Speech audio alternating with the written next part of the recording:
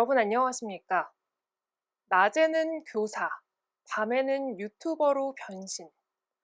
이렇게 주된 직업 외에 다양한 형태의 부업을 가지는 이른바 부캐 열풍이 이제는 미디어를 넘어 노동시장에서도 대세입니다.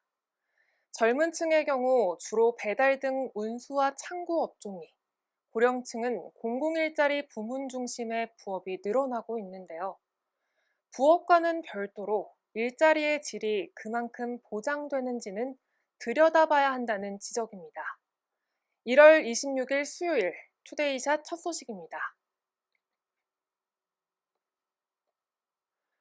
오미크론 변이 확산이 본격화하면서 코로나19 신규 확진자가 결국 10,000명을 넘어섰습니다. 국내 하루 신규 확진자 수가 10,000명을 넘은 것은 코로나 사태 이후 처음이자 지난달 1일 국내 최초 오미크론 변이 감염자가 확인된 뒤로는 56일 만인데요. 경기도와 인천시도 각각 4,000명과 800명을 넘어서며 연일 최다 기록을 경신하고 있습니다. 경기도 내 하루 사망자는 10명으로 어제보다 6명 증가했고 인천시의 누적 사망자는 334명으로 늘어났습니다.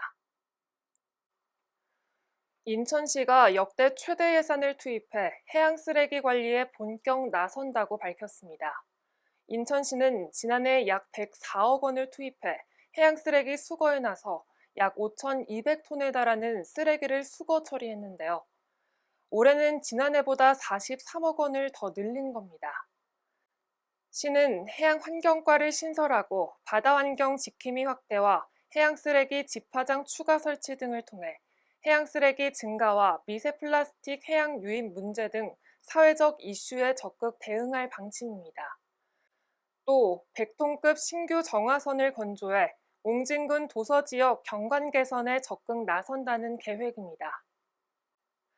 엄태준 이천시장이 오늘 새 기자회견을 열고 민생 안정과 회복 등을 위해 최선을 다하겠다고 밝혔습니다. 엄 시장은 골목경제 회복 지원과 문화적 치유 사업, 그리고 방역과 일상 회복의 조화를 통한 위드 코로나 시대를 준비하겠다고 말했는데요. 이와 더불어 아동 친화 도시와 공보육 강화, 노인과 장애인 맞춤형 서비스 확대 등 모든 일생을 아우르는 촘촘한 사회복지 안전망을 구축하겠다는 계획도 제시했습니다. 또 코로나19로 침체돼 있는 지역경제 활성화를 위한 관광자원 개발 방안도 언급했습니다. 기후변화로 건조한 날씨가 지속되면서 산불 위험이 증가할 것으로 예상되는 가운데 경기도가 산불 피해를 최소화하기 위해 산불 방지 종합 대책을 추진합니다. 산불 피해 규모를 최근 5년간 한 건당 피해 면적인 0.24헥타르 이하로 낮추겠다는 것이 경기도의 목표입니다. 도는 이를 위해 진화 헬기 임차와 전문 예방 진화대 운영 등 총 277억 원을 투입할 계획인데요. 산불 진화 헬기 20대를 시와 군 곳곳에 배치해 사고 현장에 30분 안에 도착하는 골든타임제를 운영하고 초기 진화를 위해 산림청과 국방부 등과의 협력 체계도 구축합니다. 중국에서 콜센터를 운영하며 보이스피싱으로 국내 피해자들에게 수십억 원을 챙긴 전화금융 사기 조직이 무더기로 적발됐습니다. 30대 남성 A씨를 비롯한 한국인과 중국인 등 10명은 한국 경찰과 공조한 중국 공안에게 검거됐는데요.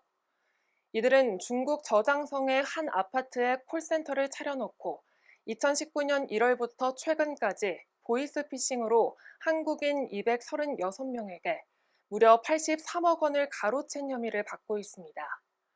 A씨 등은 국내 휴대전화 가입자들을 상대로 허위 결제 문자 메시지를 무작위로 보내 문의 전화를 하도록 유도한 뒤 전화가 오면 소비자 보호센터 등으로 속여 현금을 이체받는 수법으로 범행한 것으로 조사됐습니다. 겨울 산행 즐기는 분들 많으시죠?